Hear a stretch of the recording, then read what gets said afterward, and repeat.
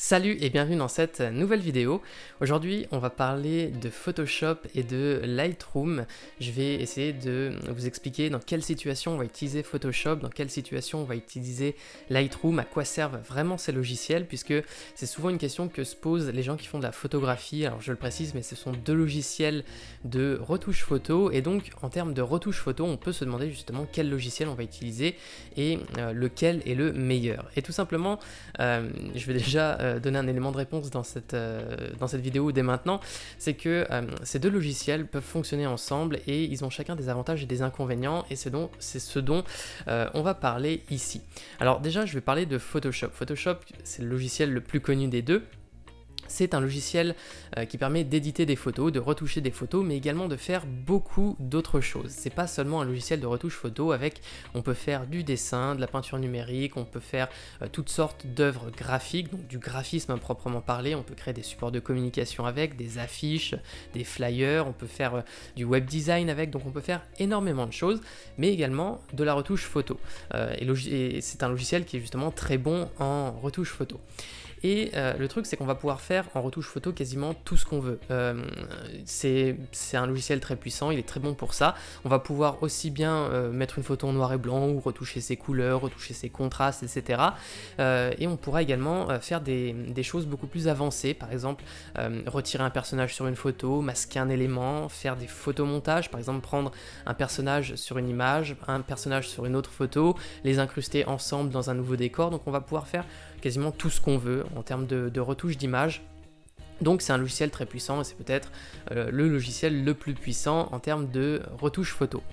Pour autant, lorsqu'on fait de la photo, lorsqu'on est photographe et qu'on est allé faire une session photo, qu'on revient avec 300 photos, Photoshop va montrer quelques limites, notamment du point de vue du tri de nos photos et de la manière dont on va les retoucher. En fait, le truc, c'est que si on revient d'une session photo, qu'on a fait 300 prises de vue et qu'on arrive et qu'on remet les photos qu'on met les photos tout simplement sur notre ordinateur, il va falloir déjà les trier.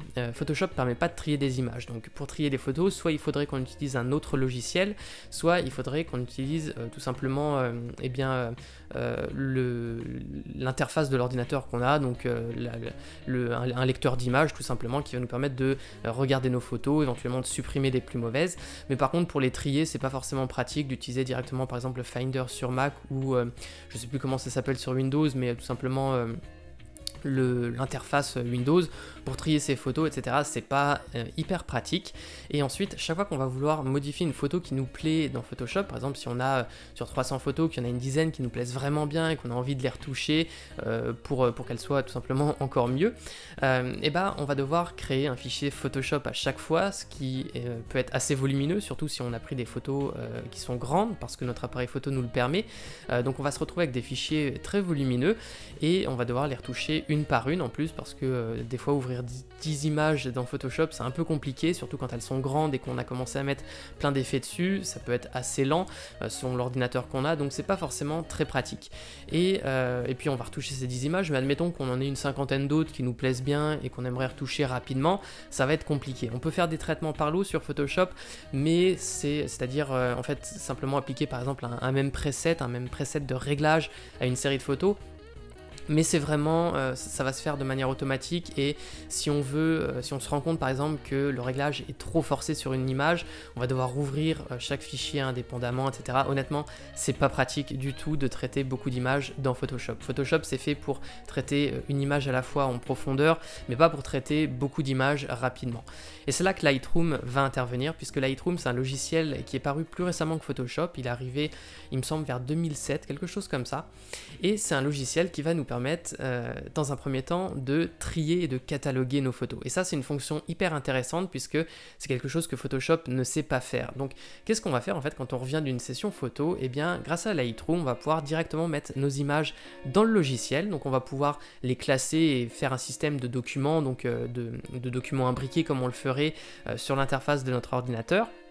Mais là, on va le faire directement dans Lightroom et on va pouvoir classer nos photos directement dans Lightroom. On va pouvoir mettre un système de notation, par exemple, pour classer nos images. Par exemple, on pourra leur mettre 5 étoiles si ce sont nos plus belles photos. Si on en a qui sont bien, mais pas forcément sublimes, on pourra leur mettre 4 étoiles. Si on en a qui sont absolument nulles, bon, on pourra les supprimer. Et si on en a qui sont, par exemple, juste mauvaises, eh ben, on pourra leur dire, par exemple, on leur met 1 étoile. Et comme ça, avec le système de notation d'étoiles, on pourra les retrouver très rapidement.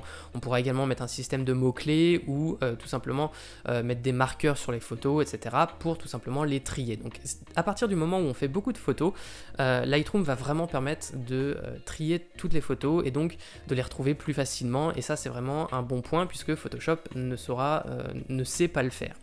Et ensuite dans Lightroom, on va pouvoir retoucher nos photos assez rapidement puisqu'il y a un module de développement qui va nous permettre d'éditer des photos très rapidement et aussi de manière beaucoup plus intuitive finalement que dans Photoshop. Donc en fait nos photos elles s'ouvrent en même temps qu'on les trie dans Lightroom, et après on bascule sur le module développement et on va pouvoir en quelques clics appliquer des réglages sur une image. On n'a pas de fichier à ouvrir, à créer, etc. Tout se fait directement dans Lightroom. Ça va être beaucoup plus simple aussi, donc ça nous évite de créer plein de fichiers PSD comme on le ferait dans Photoshop qui vont être assez volumineux comme je le disais, puisque là en fait le principe de Lightroom c'est que c'est pas vraiment la photo qu'on modifie, c'est plutôt qu'en fait à chaque photo sur laquelle on va appliquer des réglages, eh bien elle va être jumelée avec un petit fichier qui va dire par exemple cette photo, si on a augmenté la saturation de 10 unités, eh bien il y a un petit fichier qui va se mettre à côté de la photo et qui fera que quand on ouvre la photo dans Lightroom, on la voit qui est un petit peu plus lumineuse, par exemple parce qu'on a augmenté la luminosité. Et donc ça va vraiment nous permettre de travailler aussi beaucoup plus facilement. On n'a pas à s'embêter à enregistrer les photos, etc. puisque de toute façon, dès qu'on applique des réglages sur une image, on peut les supprimer très facilement, on retrouve notre image d'origine sans problème, et une fois qu'on a considéré que notre retouche sur une photo elle est ok, qu'elle est parfaite, eh bien on peut exporter ensuite l'image avec les réglages qu'on lui a appliqués pour avoir une version qu'on va pouvoir partager. Mais du coup, la retouche dans Lightroom va être beaucoup plus simple et beaucoup plus rapide qu'avec Photoshop. Ça ne veut pas dire pour autant que Photoshop ou que Lightroom qu'un logiciel est meilleur que l'autre, c'est simplement qu'ils ont, même s'ils se recoupent sur certaines fonctionnalités, notamment sur la retouche d'image, surtout d'un point de vue global, c'est-à-dire que retoucher une image, la mettre en noir et blanc, faire quelques manipulations comme ça globales, on pourra le faire dans les deux logiciels. Après, en fait, le truc c'est que Photoshop et Lightroom fonctionnent aussi ensemble, et c'est ça qui va être vraiment très intéressant, c'est que le principe c'est que lorsqu'on fait de la photo et qu'on va vouloir retoucher nos images, on va pouvoir tirer parti des deux. Donc comment ça fonctionne? En fait, c'est très simple. Dans le processus d'un photographe, ce qu'on va faire, c'est tout simplement lorsqu'on revient d'une session photo, donc on met nos photos dans Lightroom pour les trier, on les retouche après, celles qu'on préfère, par exemple, on va les retoucher directement dans Lightroom, on va pouvoir leur mettre des réglages. Et ensuite, le truc c'est que Lightroom va pas forcément permettre de faire toutes les modifications qu'on veut sur une image. Lightroom va être très bon pour retoucher une image globalement, lui mettre un effet de vignettage ou par exemple gommer un bouton sur la peau d'un modèle, mais si on a des retouches plus précises à faire, par exemple on veut supprimer une personne en arrière-plan ou on veut faire une petite modification, donc c'est-à-dire qu'on veut un petit peu truquer la photo, ça c'est le genre de choses qui va être un petit peu compliqué à faire dans Lightroom. Il y a quelques outils de retouche localisés, mais ils sont pas forcément très puissants, ou du moins aussi puissants que ce qu'on pourrait faire avec Photoshop, et c'est pour ça qu'à tout moment, s'il y a une photo qui nous plaît bien et qu'on veut passer plus de temps sur la retouche et qu'on veut vraiment faire quelque chose de très bon et de très poussé, et bien à tout moment on pourra basculer sur Photoshop depuis Lightroom et retoucher et continuer en fait finalement une retouche qu'on a commencé dans Lightroom sur Photoshop pour aller plus loin. Donc pour résumer, en fait, Lightroom, ça va nous permettre de trier nos photos et de les retoucher rapidement, de retoucher rapidement plusieurs images aussi, parce qu'à tout moment, on peut copier des réglages qu'on a mis sur une photo et les mettre sur plusieurs autres photos très facilement.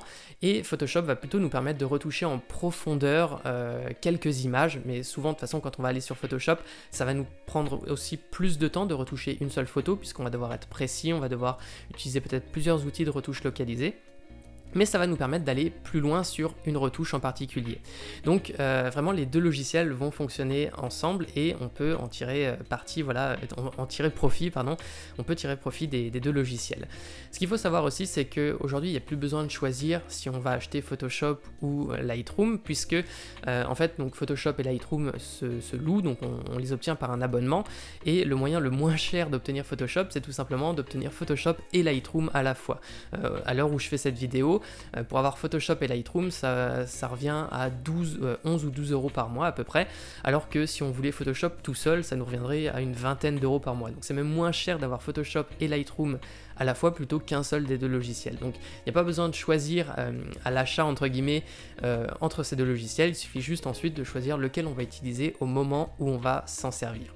Donc voilà, j'espère que cette vidéo vous aura un petit peu renseigné sur quel logiciel choisir entre Photoshop et Lightroom selon votre pratique de la photo, ou même si vous ne faisiez pas de photo et que vous vous demandiez simplement à quoi servent ces logiciels.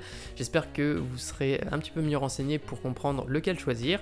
Et tout simplement, si cette vidéo vous a plu, je vous invite à mettre un like et à vous abonner à la chaîne. Et j'en profite aussi pour vous dire, si vous voulez apprendre Photoshop, du coup, eh bien moi j'ai créé une formation de 3 heures pour vous aider à débuter dans les meilleures conditions. La formation est offerte et si vous voulez y accéder, vous avez juste à cliquer sur le lien qui est dans la description. Sur ce, eh ben moi je vous dis à bientôt pour une prochaine vidéo.